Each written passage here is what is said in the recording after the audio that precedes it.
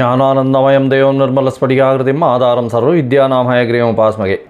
Astro TV நேயர்களுக்கு astro KS ஐயங்காரின் பணிவான நமஸ்காரங்கள். வார பலன் 9/9/2024 15/9/2024 வரை உண்டான வாரத்திற்கு என்னென்ன பலன்கள் அப்படின்றத பார்க்கலாம். முதல்ல இந்த வாரத்தினுடைய கோல்சாரம் என்ன, இந்த வாரத்தில் வரக்கூடிய அதாவது விசேஷ நாட்கள் என்ன, இந்த வாரத்தில் எந்தெந்த ராசிக்காரர்களுக்கு சந்திராஷ்டமம் அப்படின்னு ஒன்று ஒன்றா பார்க்கலாம். இந்த வாரத்தில் இருக்கக்கூடிய கோல்சாரம் அப்படின்னு பார்த்தோமே ஆனால் ரிஷப ராசியில் குரு, மிதுன ராசியில் செவ்வாய், சிம்மத்தில் சூரியனும் புதனும், கன்னியில் சுக்கிரனும் கேதுவும்,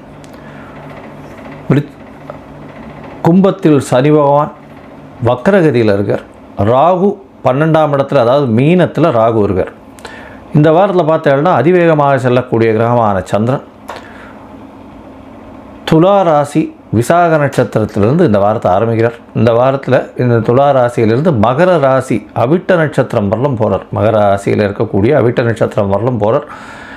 இதன் மூலியமாக துலாம், விருச்சிகம், தனுசு, மகரம் இந்த 3 ராசிகள் முக்கியமாக போகிறது. துலா ராசி காத்தாலே வந்துடுறார். அவர் காத்தாலே விருச்சிக ராசிக்குள்ளே வந்துடுறார் துலா ராசியிலிருந்து சந்திரன். இந்த வாரத்தில் வரக்கூடிய விசேஷ நாள் அப்படின்னு பார்க்கும்பொழுது சஷ்டி விரதம் இந்த வாரம் ஆரம்பிக்கும் பொழுது 9ஆம் தேதி அன்றைக்கி 9/9/2024 சஷ்டியில் விரதம் இருந்தால் அகப்பையில் வரும் அப்படின்னு சொல்லக்கூடிய விஷயம். முருகனுக்கு சஷ்டியில் விரதம் இருப்பா எல்லா விதமான தோஷங்களும் செல்லக்கூடியது. குழந்தை பிராப்திக்கு பார்த்து கொண்டிருப்பவர்கள் குழந்தை பிராப்திக்காக இந்த சஷ்டி விரதம் கடைபிடிக்கிறது ரொம்ப விசேஷம். எதிரிகளை வெல்லக்கூடியது இந்த சஷ்டி விரதம். சஷ்டி விரதத்துக்கு விரதம் இருக்கும்பொழுது சஷ்டிக்கு எதிரிகளை வெல்லக்கூடிய உங்களுக்கு ஒரு மனோதைரியமும் நிச்சயமான வெற்றியும் கிடைக்கும். எந்த ஒரு போட்டிகளாக இருந்தாலும் அதில் வெற்றி பெறக்கூடியது இந்த சஷ்டி விரதத்தை இருப்பவர்களுக்கு வெற்றி கிடைக்கும். அதுவும் முருகப்பெருமானை வழிபட்டு செல்பவர்களுக்கு. இந்த வாரத்தில் பார்த்தாலேனால் ஆவணி மூலம் நட்சத்திரமே ரொம்பவும் விசேஷம். அதுவும் மார்கழி மூலம் அப்படின்னு மூல நட்சத்திரம்னு சொல்லணுன்னாலே பெரிய விசேஷம். அதாவது சரஸ்வதி தேவியின் பிறப்பு, அதை தவிர ஆஞ்சநேயரன் பிறந்த தினம் என்று சொல்லக்கூடியது ஆவணி மூலம் அதாவது மார்கழி மூலம் ரொம்பவும் விசேஷம். மூல நட்சத்திரம்னு எடுக்கும்பொழுது ஆவணி மூலத்தில் பார்த்தாலேனால் சிவபெருமான் திருவிளையாடல் செய்த நிறைய விஷயங்கள் இந்த ஆவணி மூலத்தில் இருக்குது. அதனால் ரொம்ப விசேஷம் பெற்றது. மதுரை மீனாட்சி சுந்தரர் கோவிலில் ரொம்ப விசேஷம் 10 நாள் கொண்டாடக்கூடிய விசேஷமாக இருக்கும். இந்த ஆவணி மூலத்தில் பார்க்கும்பொழுது இந்த நரியை பரியாக மாற்றியது மாணிக்கவாசகருக்கு சொன்னது அதெல்லாம் இந்த ஆவணி மூலத்தில் தான் நடந்தது. ரொம்பவும் விசேஷமான நாளாக எடுத்துக்கொள்ளப்பட்டு இந்த ஆவணி மாதத்தில் வரக்கூடிய மூல நட்சத்திரம். இந்த வாரத்தில் பார்த்தாலேனா ஸ்ரவண நட்சத்திரம் 15ஆம் தேதி அதாவது ஞாயிற்றுக்கிழமை அன்றைக்கி பார்த்தாலேனா திருவோண நட்சத்திரம், ஓணம் பண்டிகை அன்றைக்கி. அது ஒரு பெரிய விசேஷம். கேரளாவில் பார்த்தாலேனா திருவோணம் பெரிய விசேஷமான பண்டிகை. என்ன திருவோணத்தில் அப்படின்னா மாபலி திருப்பி அதனுடைய மக்களை பார்க்க வராருன்றது எல்லாரும் சந்தோஷமாக கொண்டாடக்கூடிய நாளாக வைக்கிறது அது திருவோணம். அது தவிர இந்த அத்திப்பூ கோலம் போடுறது அதெல்லாம் ரொம்ப விசேஷம் இருக்கும். அதே அன்றைக்கி வாமன ஜெயந்தி. திருவோண நட்சத்திரத்தில் பிறந்தது வாமன ஜெயந்தி. வாமனனாக குள்ள மனிதனாக பிறந்த பெருமாள் குள்ள மனிதனாக பிறந்ததாக சொல்லக்கூடியது வாமன ஜெயந்தி. ஸோ இந்த வாரம் வரக்கூடியது ரொம்ப விசேஷமான காலங்கள் இந்த 3. இந்த வாரத்தில் வரக்கூடிய சந்திராஷ்டமம் எந்தெந்த ராசிக்கு அப்படின்னு பார்த்தால் மேஷம், ரிஷபம், மிதுனம் இந்த 3 ராசிக்காரர்களுக்கும் சந்திராஷ்டமம் இருக்குது. சந்திர பகவான் உங்களுடைய ராசிக்கு 8ஆம் இடத்துல மறைந்து இருக்கக்கூடிய காலகட்டத்தில் சந்திராஷ்டமம்னு சொல்கிறோம். சந்திராஷ்டம காலகட்டத்தில் தவறான முடிவுகள் எடுக்கக்கூடும். ஏன்னா சந்திர பகவான் மதிகாரகன். அவர் மறைந்திருக்கும் பொழுது மதி கெடக்கூடிய வாய்ப்பு உண்டு. தவறான முடிவுகள் எடுக்கக்கூடும் அப்படின்றத சொல்கிறோம். ஒருவேளை நீங்கள் ஏதாவது ஒரு முடிவு எடுத்து அதை பண்ண வேண்டிய செயலாற்ற வேண்டிய கடமையாக இருந்ததே ஆனால் அது சந்திர பகவானுக்கு உண்டான எளிய பரிகாரம் அப்படின்னு சொல்லக்கூடியது. அருகில் இருக்கக்கூடிய சிவன் கோவிலில் போய் ஒரு 1/2 டம்ளர் பசும்பால் கொடுத்துட்டு வர்றதன் மூலியமாக சந்திராஷ்டமத்தின் தாக்கம் குறையும். சரி, இந்த வாரம் மேஷம் முதல் மீனம் வரை 9/9/2024 15/9/2024 வரை உண்டான நாட்கள் எப்படி இருக்குது அப்படின்றத பார்ப்போம். அதற்கு முன்னாடி என்னுடைய மொபைல் நம்பர் கீழே ஸ்க்ராலிங்கில் வரும். உங்களுக்கு அஸ்ட்ராலஜிக்கல் கன்சல்ட் தேவைப்பட்டதுன்னா எனக்கு ஃபோன் பண்ணுங்க. உங்களுடைய date, time, place of birth, உங்களுடைய பெயர், உங்களுடைய தாய் தகப்பனின் பெயர் அனுப்பி வைங்க. என்னுடைய கட்டணம் என்னன்னு சொல்கிறேன். அதுக்கப்புறம் உங்களுக்கு ஜாதகத்தை போட்டு சந்தி இருக்கான்னு பார்க்குறேன். அதாவது நட்சத்திர சந்தி, பாத சந்தி, லக்ன சந்தி, கிரகங்கள் சந்தி இதெல்லாம் என்னென்ன இருக்குன்றதை பார்த்து ஒரு பாதத்தில் இருக்கா இன்னொரு பாதத்தில் இருக்கான்றதை பார்த்துட்டு அதற்கப்புறம் உங்களுடைய ஜாதகத்தை போட்டு அதுக்கப்புறம் அப்பாயின்மெண்ட் கொடுக்குறேன். அதுக்கேற்ற மாதிரி நம்ம டிஸ்கஸ் பண்ணலாம். எனக்கு தெரிஞ்சு நிறைய பேர், அதாவது மோர் தென் என்ன சொல்கிறது, ஒரு 40 வயசுக்கு மேலே 50 வயசுக்கு மேலே இருக்கவாள்லாம் வந்து ராசி சந்தி நட்சத்திர சந்தியில் ரொம்பவும் அவளுக்கு எந்த ராசின்னே தெரியாமல் அர்ச்சனை பண்ணிட்டு இருக்கா இன்னும் கோவிலில் போய். அதாவது துலா ராசி விசாக நட்சத்திரமா இல்லை விருச்சிக ராசி விசாக நட்சத்திரமானே தெரியாது சில பேருக்கு.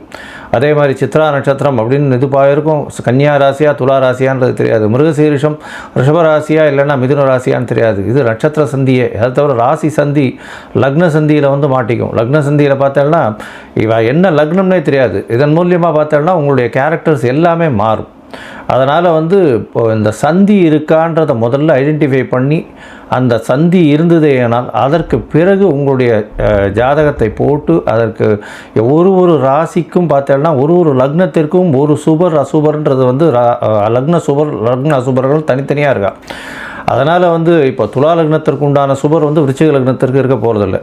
அதனால் மாற்றங்கள் நிறைய இருக்கும். அதன் மூலியமாக பார்த்தாலேயானால் எல்லாருமே வந்து துலா லக்னம் நினச்சிட்டு வந்து சுக்கிரனுடைய தசை நடக்கிறது ரொம்ப விசேஷமாக இருக்கும், மகா ஓகோன்னுவா. கடைசியில் பார்த்தா அவருக்கு வந்து விருச்சிகமாக இருக்கலாம். விருச்சிகமாக இருந்தது இல்லை, அவர் வந்து விருச்சிக லக்னத்தில் இருந்தாரேனால் கஷ்டமாக போகும். அவருக்கு செலவுகள் அதிகமாக, தேவையில்லாத விரை செலவுகள் கொஞ்சம் அதிகமாக, அந்த மாதிரியான விஷயங்கள்லாம் அதிகமாக வரும். அதனால் எந்த லக்னம்ன்றதை முதல்ல தெரிஞ்சுட்டு அந்த லக்னத்துக்கு இந்த நடக்கக்கூடிய தசா புக்தி அந்தரம் சூக்ஷ்மம் சுபரான்றதையும் தெரிஞ்சுட்டு இப்போ இருக்கக்கூடிய கோல்சாரம் எப்படி இருக்குன்றதை தெரிஞ்சுட்டு அதற்கு பிறகு உங்களுக்கு உண்டான பலன்களையும் உங்களுக்கு உண்டான எளிய பரிகாரங்களையும் சொல்கிறேன். இப்போது மேஷம் முதல் மீனம் வரை 9/9/2024 முதல் 15/9/2024 வரை உண்டான காலத்திற்கு என்ன பலன் அப்படின்னு பார்க்கலாம். கும்பம், அவிட்டம், சதயம், பூரட்டாதி இந்த 3 நட்சத்திரம் 9 பாதங்களை கொண்ட ராசி. ராசியின் அதிபதி சனி பகவான் ராசியிலேயே இருக்கார். ஆட்சி பெற்ற சனி வக்கரகதியில் இருக்கார். இந்த வாரம் பார்த்தாலேயானால் உங்களுடைய ராசியிலேயே வக்கரகதியில் இருக்கக்கூடிய ஆட்சி பெற்ற சனி உடல் நலத்தில் கொஞ்சம் ஜாகிரதையாக இருக்கும். மென்டல் ஸ்ட்ரெஸ்ஸு கொஞ்சம் அதிகமாக இருக்கும். ஜாப் ஷிஃப்ட் இருக்கக்கூடிய வாய்ப்புகள் நிச்சயமாக இருக்கும். உங்களுடைய ராசிக்கு பார்த்தாலேயானால் 2ஆம் இடத்துல இருக்கக்கூடிய ராகு பகவான் மூலியமாக அதீதமான ஏற்றமும் அதீதமான வேகமும் இருக்கும். பேச்சில் கொஞ்சம் ஜாகிரதையாக இருக்கிறது ரொம்பவுமே நல்லது. 8ஆம் இடத்துல இருக்கக்கூடிய, அதாவது 8ஆம் இடத்தில் கேது பகவான் இருக்கிறதுனால உடல் நலத்தில் ரொம்ப ஜாகிரதையாக இருக்கிறது நல்லது. சமசப்தமத்தில் உங்களுக்கு 2 கிரகங்கள், அதாவது சிம்மத்தில் பார்த்தாலேயானால் அதாவது சூரியனும் புதனும் இருக்கா. சூரியனும் சனியும் ஒருவருக்கொருவர் 180 பாகையில் இருக்கிறது வந்து அந்த அளவு விசேஷம் இல்லை. தந்தையை பிரிந்து இருக்க வேண்டிய காலகட்டமாக இருக்கும். அதை தவிர வந்து உங்களுடைய ஆஃபீஸ் அட்மினிஸ்ட்ரேஷனோட பிரச்சனைகள் வரக்கூடிய வாய்ப்புகள் இருக்கும். அரசாங்கத்தின் மூலியமாக சிறு சிறு பிரச்சனைகள் வரக்கூடிய வாய்ப்புகள் நிச்சயமாக இருக்கும். இந்த வாரம் பார்த்தாலேயானால் உங்களுடைய ராசிக்கு 4ஆம் இடத்துல இருக்கக்கூடிய குரு பகவான் மூலியமாக சிறு சிறு, அதாவது லாபங்கள்னு சொல்லணும். ஏன்னா 4ஆம் இடத்துலேருந்து அவர் 8ஆம் இடத்தை பார்க்கறதுனால உங்களுக்கு ஒரு நல்ல ஏற்றம். இந்த பிரச்சனைகள்லேருந்து சிறு சிறு விலகு, உடல் நலத்தில் கொஞ்சம் ஏற்றம் இருக்கக்கூடிய வாய்ப்புகள் உண்டு. ராசிக்கு 5ஆம் இடத்துல செவ்வாய் பகவான் இருக்கார். உங்களுக்கு வந்து 3ஆம் அதிபதி 3க்கு 3ஆம் இடத்துல இருக்கிறது விசேஷம். இதன் மூலியமாக ரொம்ப நாளாக குழந்தை பிராப்தி இல்லாதவர்களுக்கு ஆணுக்கு விந்து கவுண்ட் கம்மியாக இருக்கிறவர்கள், அதாவது ஸ்பாம் கவுண்ட்ஸ் கம்மியாக இருக்கிறவர்களுக்கு இந்த வாரத்தில் ஸ்பாம் கவுண்ட்ஸ் கொஞ்சம் அதிகமாக இருக்கக்கூடிய வாய்ப்புகள் நிச்சயமாக உண்டு. அதன் மூலியமாக குழந்தை பிராப்திக்கு வரக்கூடிய வாய்ப்புகள் நிச்சயமாக உண்டு. இந்த வாரத்தில் பார்த்தீங்கன்னா உங்களுடைய 9ஆம் அதிபதியும் 9க்கு 12ஆம் இடம்னு சொல்லக்கூடிய 8ஆம் இடத்துல இருக்கார். இதன் மூலியமாக சிறு சிறு பிரச்சனைகள் தந்தைக்கு வரும். தந்தைக்கும் மகனுக்கும் அரசராக பிரச்சனைகள் இருக்கக்கூடிய காலகட்டமாக அமையப்போகிறது. இந்த வாரத்தில் உங்களுடைய ராசிக்கு 6ஆம் அதிபதி, அதாவது சந்திர பகவான் அதிவேகமாக செல்லக்கூடியவர், உங்களுடைய ராசிக்கு 9ஆம் இடத்துல இந்த வாரத்தை ஆரம்பிக்கிறார். 9/9/2024 15/9/2024 வரலும் உண்டான வாரத்தில் சந்திர பகவான் 9ஆம் இடத்துல வந்து கார்த்தால ஒரு 9:30 மணி வரலும் இருக்கக்கூடிய காலகட்டம். அதற்கு பிறகு உங்களுடைய ராசிக்கு 10ஆம் இடத்துக்கு போகிறார். குருவின் பார்வையில் இருக்கார். 10ஆம் இடத்துல குருவின் பார்வையில் சந்திரன் இருக்கிறதுனால கண்டிப்பாக புதிய வேலை கிடைக்கக்கூடிய வாய்ப்பு உண்டு. வேலையில் ப்ரமோஷன் கிடைக்கும். வேலையில் இன்க்ரிமெண்ட் கிடைக்கக்கூடிய வாய்ப்புகள் நிச்சயமாக உண்டு. இந்த காலகட்டத்தில் பார்த்தாலேயானால் 10ஆம் இடத்துல இருக்கக்கூடிய சந்திர பகவான் குருவின் பார்வையில் இருக்கிறதுனால நல்ல ஒரு ஏற்றம் கிடைக்கும். ஏன்னா உங்களுடைய ராசிக்கு 2ஆம் அதிபதியும் அவர் தான். அதனால் தனஸ்தானத்திலேயே தனக்காரகன் வந்து பார்க்குறார் 10ஆம் இடத்துலனா தொழிலில் அபரிமிதமான ஏற்றமும் தொழிலில் வந்து நல்ல ஒரு பண வரவும் இருக்கக்கூடிய காலகட்டம். உங்களுடைய ராசிக்கு 10ஆம் இடத்துல சந்திர பகவான் 11ஆம் தேதி மாலை ஒரு 6 மணி வரலும் இருக்கார். அதற்கு பிறகு 12ஆம் இடத்துக்கு போகிறார். உங்களுடைய ராசிக்கு 11ஆம் இடத்துக்கு போகிறார். 11ஆம் இடத்துல பார்த்தாலேயானால் 14ஆம் தேதி கார்த்தால வரலும் இருக்கார். செவ்வாயினுடைய பார்வையில் இருக்கக்கூடிய காலகட்டம். அதனால் முயற்சிகள் அனைத்தும் வெற்றி பெறக்கூடிய வாய்ப்புகள் நிச்சயமாக உண்டு. இந்த வாரத்தில் பார்த்தீங்கன்னா 11ஆம் இடத்துல சந்திர பகவான் இருக்கார். 6ஆம் அதிபதி 11ஆம் இடத்துல இருக்கிறதுனால வேலையில் வந்து உங்களுக்கு இன்க்ரிமெண்ட் கிடைக்கும், வேலையில் ப்ரமோஷன் கிடைக்கும், வேலை நிமித்தமாக வெளியூர் வெளிநாடு வெளிமாநிலம் செல்லக்கூடிய வாய்ப்புகள் நிச்சயமாக உண்டு. உங்களுடைய ராசிக்கு 12ஆம் இடத்துல சந்திர பகவான் போகிறார். சந்திர பகவான் 12ஆம் இடத்துல போகிறார். 6ஆம் அதிபதி 12ஆம் இடத்துல போகிறார்.